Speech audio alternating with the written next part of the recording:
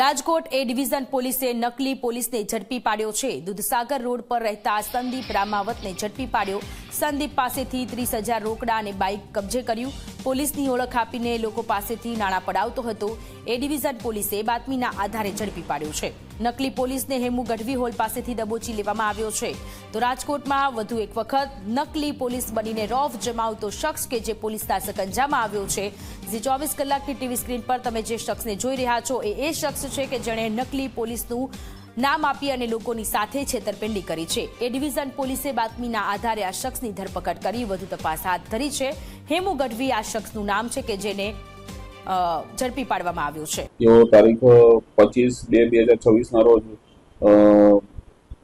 વીરામણી સ્વીટ્સની દુકાન પાસે ઉભા હતા। તે દરમિયાન બે ઈસમો અજાણ્યા આવી તેમને કીધેલું કે અમે પોલીસવાળા છે અને તમે પોલીસ સ્ટેશન તમને લઈ જવાના છે અને પૈસા ના લઈ જાવ તો પૈસા આપો, તેમ કરીને ધાકધમકી આપીને પૈસા કઢાવવા માટે તેમને પોલીસની ઓળખ આપીને કઢાવેલા 30,000 રોકડા રૂપિયા।